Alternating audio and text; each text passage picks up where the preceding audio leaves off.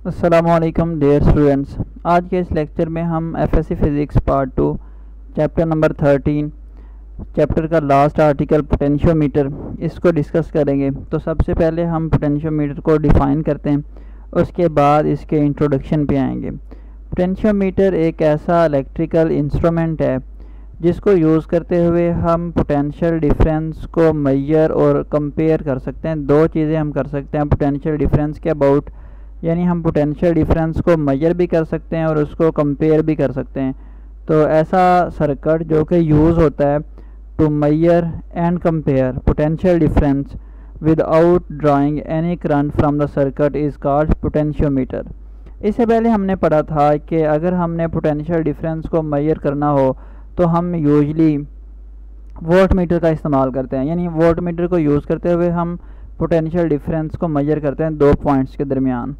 तो अगर हम पोटेंशियल डिफरेंस की एक्यूरेट वैल्यू को मेजर करना चाहते हैं तो जो हमारा वोल्ट मीटर है उसकी जो रेजिस्टेंस है वो इनफाइनाइट होनी चाहिए और उसको हम पैरेलल कनेक्ट करते हैं सर्किट के अंदर।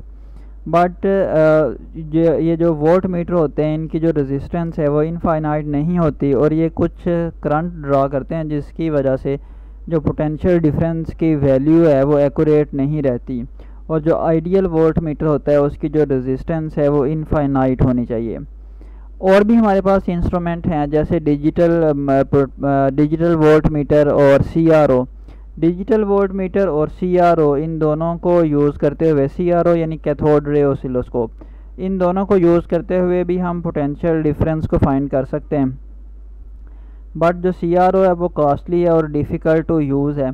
तो इस वजह से ये जो हमारे पास कन्वेंशनल टूल्स हैं for measuring potential difference, volt meter, digital volt meter और सीआरओ, इसका अभी हमने देखा कि ड्रॉबैक्स क्या हैं। यानी वोल्ट मीटर की जो रेजिस्टेंस है वो इनफाइनाइट होनी चाहिए आइडियल वोल्ट मीटर की, और जो डिजिटल वोल्ट मीटर और सीआरओ यानी कैथोड रे ऑसिलोस्कोप हैं ये कॉस्टली हैं और cathode ray oscilloscope difficult to use है, यानी इसको यूज़ करना मुश्किल है। तो इस तरह से जो पोटेंशियोमीटर है वो एक इनके साथ अगर कंपेयर करें तो वेरी सिंपल इंस्ट्रूमेंट है। वो क्या होता है, वो सीधी सीधी एक 4 मीटर वायर होती है जिसको ऐसे आपकी बुक में एक रेजिस्टेंस के सिंबल से शो किया गया, और इसकी जो लेंथ है ये 4 मीटर होती है इस वायर की, और ये एक वुडन ब्लॉक के ऊपर जो है वो अटैच की जाती है। तो बस यही कंस्ट्रक्शन होती है पोटेंशियोमीटर की। तो अब हम पोटेंशियोमीटर की कंस्ट्रक्शन देखते हैं। जैसा कि आपको इस डायग्राम में नज़र आ रहा है कि एक वायर है जिसकी रेजिस्टेंस को कैपिटल आर से डिनोट किया है, और उसके जो एंड पॉइंट्स हैं, एक पॉइंट्स को ए का नेम दिया है और जो सेकंड पॉइंट है उसको बी का नेम दिया है। और यहाँ पे आप एक थर्ड पॉइंट देख रहे हैं सी, जो कि स्लाइडिंग कॉन्टैक्ट है। अब अगर आप इसका कॉन्सेप्ट सीखना चाहते हैं तो जो हमारी वीडियो थी रियोस्टेट पे, आप उसको एक दफ़ा दोबारा से देख लें, और वहाँ पे हमने ये तफसील के साथ बयान किया था कि ये जो स्लाइडिंग कॉन्टैक्ट है इसका क्या रोल है और इसको यूज़ करते हुए किस तरह से रेजिस्टेंस वेरी होती है और फिर पोटेंशियल डिफरेंस वेरी होता है। तो आज हम उस डिटेल में नहीं जाएंगे। अगर आप को वो रिकॉल नहीं हो रहा तो आप उस वीडियो को देख सकते हैं, और ये जो स्लाइडिंग कॉन्टैक्ट सी है इसका रोल आप देख सकते हैं।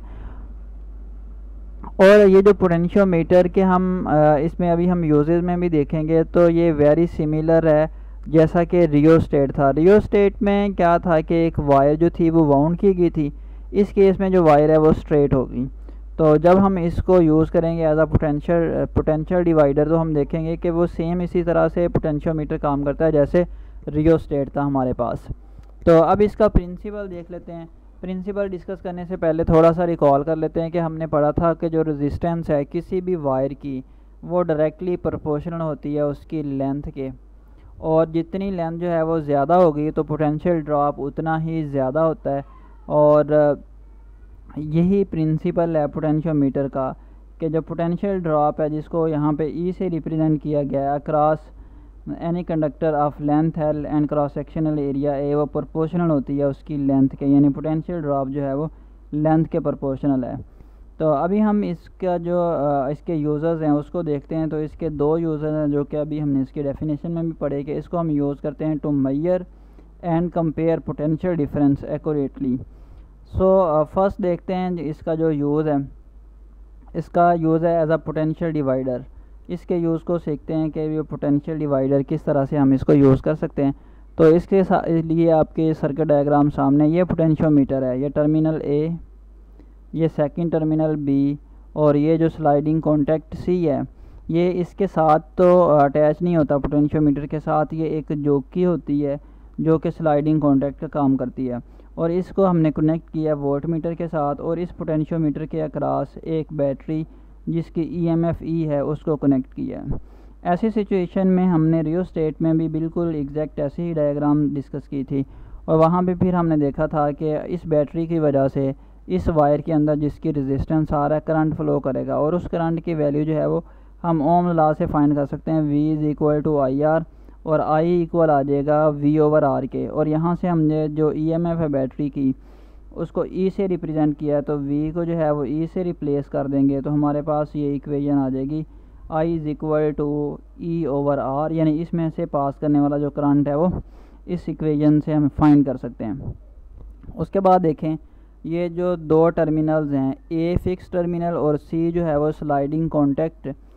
अगर हम स्लाइडिंग कॉन्टैक्ट C को मूव करवाएं A से B की तरफ, तो जो वायर की लेंथ चेंज होती है, और वायर की लेंथ चेंज होने से हमें पता है जो रेजिस्टेंस है वो चेंज होती है।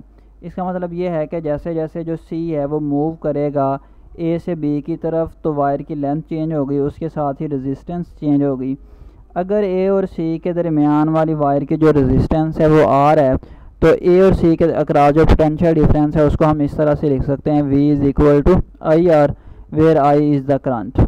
अब I की वैल्यू इस इक्वेशन से, इस इक्वेशन के अंदर अगर हम सब्स्टिट्यूट करें तो हमारे पास जो पोटेंशियल डिफरेंस है बिटवीन A एंड C उसको हम लिख सकते हैं VAC = E/R × R, और इसको रीअरेंज करें तो हम इसको इस फॉर्म में भी लिख सकते हैं।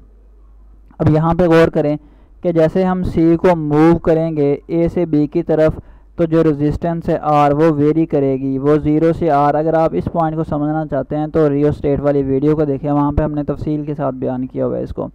सो जो रेजिस्टेंस R है वो वेरी करेगी from 0 to R, and VAC changes from 0 to A, यानी ये वाली जो वैल्यू है हमारे पास VAC, ये 0 से E तक इसकी जो इसमें चेंज आ सकती है। यानी जब पॉइंट A पे होगा स्लाइडिंग कॉन्टैक्ट C, तो रेजिस्टेंस R जो स्मॉल R है ये 0 होगी, तो VAC 0 होगा।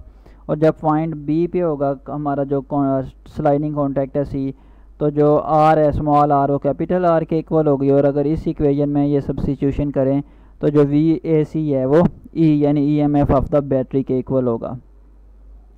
अब इसका सेकेंड यूज़ देखते हैं, टू मेजर अननोन EMF, जिसको हमने डेफिनेशन में भी इसमें डिफ़ाइन किया था कि रियोस्टेट एक ऐसा इंस्ट्रूमेंट है जो कि मेजर करता है unknown EMF without drawing any current. तो इसके लिए जो सर्किट डायग्राम है वो सिंपल सी है, जैसा कि आप ये देख रहे हैं। इसमें वंस अगेन ये टर्मिनल A, ये टर्मिनल B, और जो की वाला स्लाइडिंग टर्मिनल है C, जो कि स्लाइड इसको यूज़ करते हैं हम as a sliding contact C। तो इसके अक्रॉस हमने एक बैटरी कनेक्ट किया है जिसकी EMF E है, और अगर हमने अननोन EMF फाइंड करनी है किसी भी सेल की, तो उसको हम गैल्वानोमीटर के साथ इस सर्किट में इस तरह से प्लेस करेंगे जैसे आप यहाँ पे देख रहे हैं। अब जैसा कि अभी हमने बात की थी कि ये सिंपली जो पोटेंशियोमीटर है वो 4 मीटर लेंथ की एक वायर है जो कि एक वुडन ब्लॉक के ऊपर जो है वो अटैच की जाती है।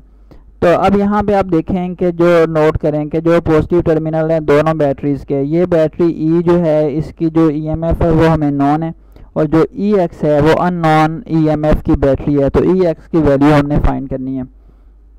तो यहाँ से देखें इन बैटरीज़ के जो दोनों पॉजिटिव टर्मिनल हैं वो पॉइंट A के साथ कनेक्ट हैं, यानी कॉमन पॉइंट के साथ कनेक्ट हैं, और जो नेगेटिव टर्मिनल हैं ये इस पॉइंट B के थ्रू कनेक्ट हैं। और जो जब स्लाइडिंग कॉन्टैक्ट C जो है ये मूव करेगा A से B की तरफ, जो रेजिस्टेंस चेंज होगी तो जो पोटेंशियल डिफरेंस है बिटवीन A एंड C वो चेंज होगा। और जैसे पोटेंशियल डिफरेंस चेंज होगा तो इसको हम एक ऐसे पॉइंट तक मूव करवाएंगे जब गैल्वानोमीटर जो है वो कोई डिफ्लेक्शन शो नहीं करेगा। इसका मतलब ये है कि जब गैल्वानोमीटर कोई डिफ्लेक्शन शो नहीं करेगा तो ये जो लूप बन रही है हमारे पास A से ऐसे C की तरफ, तो यहाँ से फिर कोई करंट फ्लो नहीं करेगा। अगर कोई करंट फ्लो नहीं करेगा तो हम ये कहेंगे कि यहाँ पे कोई पोटेंशियल डिफरेंस नहीं है, या हम यूँ भी कह सकते हैं कि जो पोटेंशियल डिफरेंस है यानी VAC, V और A जो E और CA के दरमियान पोटेंशियल डिफरेंस है VAC, वो इक्वल आ गया EX के, जिसकी वजह से यहाँ पे जो गिलवानोमीटर है वो कोई डिफ्लेक्शन शो नहीं कर रहा और यहाँ पे जो करंट की वैल्यू है वो 0 है। सो VAC जो है वो EX के इक्वल है।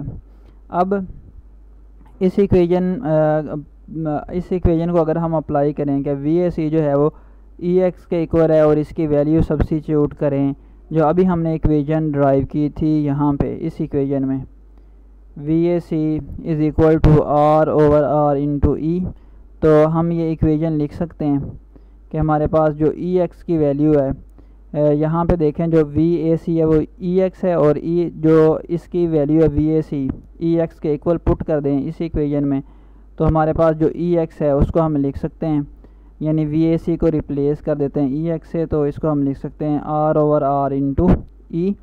और अब यहाँ पे देखें जैसे अभी हमने बात की थी कि जो रेजिस्टेंस ऑफ अ वायर है वो डायरेक्टली प्रोपोर्शनल है लेंथ के। सो जो स्मॉल r है वो हमने रिप्रेजेंट किया वो रेजिस्टेंस है बिटवीन A एंड C, और हम सपोज करते हैं A और C के दरमियान जो लेंथ है वो स्मॉल l है, और जो कैपिटल R है वो रेजिस्टेंस है होल लेंथ की, तो वो जो कंप्लीट लेंथ है इसकी उसको हम क्या देते हैं वो कैपिटल L है। तो स्मॉल r और जो कैपिटल R है उसको हम लेंथ से रिप्लेस कर देते हैं चूँकि ये लेंथ के डायरेक्टली प्रोपोर्शनल हैं, तो जो अननोन EMF है EX वो हमारे पास इक्वल आ जाती है L/E इंटू E।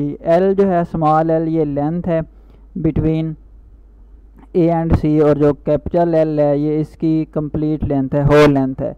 अब यहाँ से हम अननोन EMF जो है वो बड़ी आसानी के साथ फाइंड कर सकते हैं कि ये जो बैटरी है E इसकी EMF हमें पता है, जो लेंथ है इसकी वैल्यू हम मेजर कर सकते हैं इस पोटेंशियोमीटर के ऊपर। ये स्केल लगा होता है जैसा कि आपको नज़र भी आ रहा है यहाँ पे कि ये जो है ये स्केल है इसके ऊपर, तो इस स्केल को जहाँ पे हमारा कॉन्टैक्ट C होगा तो वहाँ से हम जो स्मॉल l है उसकी वैल्यू फाइंड कर लेंगे, और जो टोटल l है जो कैपिटल L है यानी होल लेंथ है वो 400 सेंटीमीटर है या 4 मीटर है। तो इस तरह से हम अननोन EMF की वैल्यू फाइंड कर सकते हैं। जस्ट आपने करना है क्या है कि जब बैलेंसिंग लेंथ फाइंड करनी है जिस पे गिलवानोमीटर जो है वो कोई डिफ्लेक्शन शो नहीं कर रहा, जब गिलवानोमीटर कोई डिफ्लेक्शन शो नहीं करेगा इसका मतलब ये है कि इसमें से पास करने वाला जो करंट है वो 0 है, और वो 0 तब हो सकता है जब A और C का पोटेंशियल डिफरेंस जो है यानी पॉइंट A का जो पोटेंशियल डिफरेंस है पॉइंट A और C के दरमियान वो इक्वल आ जाता है EX के। तो इस कंडीशन को VAC is equal to EX आपने इस इक्वेशन के अंदर सब्स्टिट्यूट कर देना है और आपके पास रिलेशन आ जाएगा।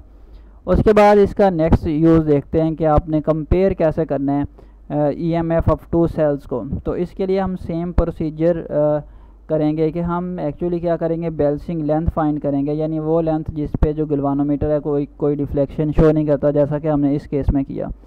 तो अब हमने कंपेयर करना है 2 सेल्स की EMF को।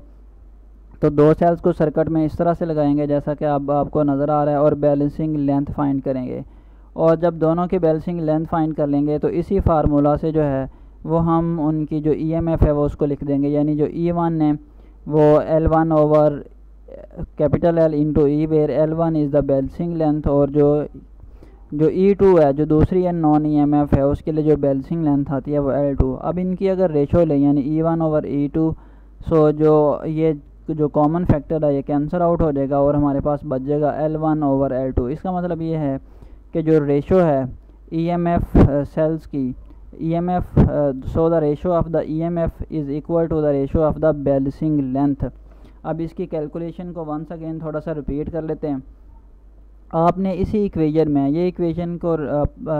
इस इक्वेशन में जो बैलेंसिंग लेंथ फाइंड करके E1 और E2 के इस इक्वेशन में लगा दें तो 2 इक्वेशन बन जाएंगे, E1 L1 over capital L into E, और जो E2 है is equal to L2 over capital L into E, और ये हमारे पास सेकंड इक्वेशन है। इन दोनों को फिर आपने इनकी रेशो ले लेनी है और फिर आप देखेंगे कि जो इनकी रेशो है EMF की वो इक्वल है बैलेंसिंग लेंथ के। तो ये थी हमारे पास पोटेंशियोमीटर। यहाँ पे एक इम्पोर्टेंट बात कि जब हम मेजर कर रहे होंगे unknown EMF of a cell तो हमारी ये जो रेफरेंस बैटरी है ये ग्रेटर होनी चाहिए जो अननोन EMF है उससे। अगर हमारी जो EMF जो हमारे रेफरेंस बैटरी है उसकी EMF कम हो गई अननोन EMF से तो हम कभी भी बैलेंसिंग लेंथ या बैलेंसिंग कंडीशन को अचीव नहीं कर सकेंगे। Thank you.